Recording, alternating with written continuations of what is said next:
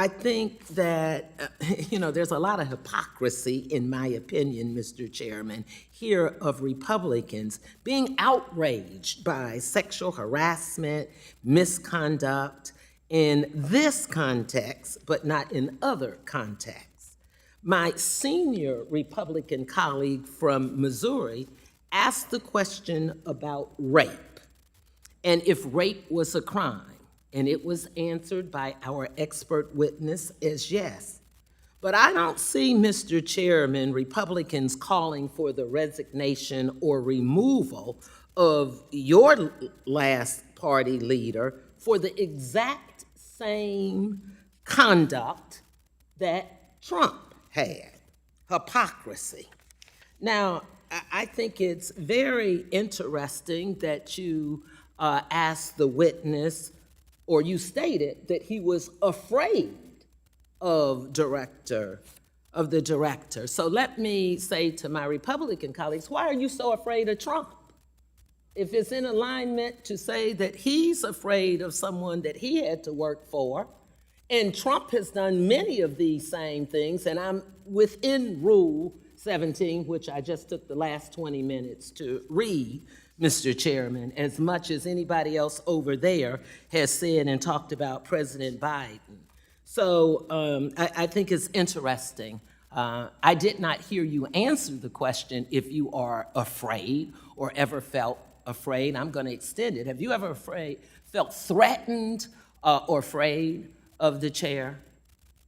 No. And to your Republican, have you ever felt threatened or afraid of the chairman? No, Congresswoman. Okay, thank you. Now, let me go to another question. I want to thank my colleague, Mr. Green, who talked about having a female, and I'm sure he was speaking in the spirit of diversity and inclusion. To the acting comptroller, either one of my Democrat and Republican, I'd like to start with you to understand the diversity and inclusion efforts at the FDIC. Staff diversity at this prudential regulatory agency, I believe, continues to lag.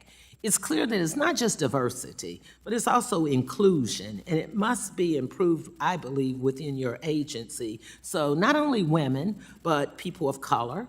I think it's important when you talk about the culture that people come from, whether it's rural America, whether it's suburban. So it's not just race and gender. It's far more than that. What steps could you tell us that the FDIC is taking to do that, and especially at the GS-15 level?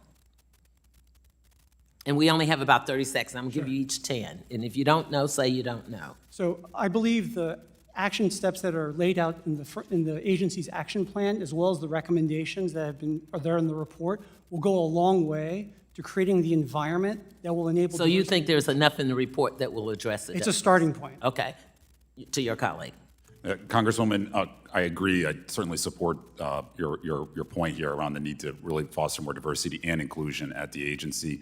I think we have a good program in place currently to both recruit and retain. Retain is a really key point. I only have 2 seconds, so you can give me a written answer. Are there 2 top recommendations that you would give that would be the most? My time is up, so you can submit. Gentlelady will take that in writing.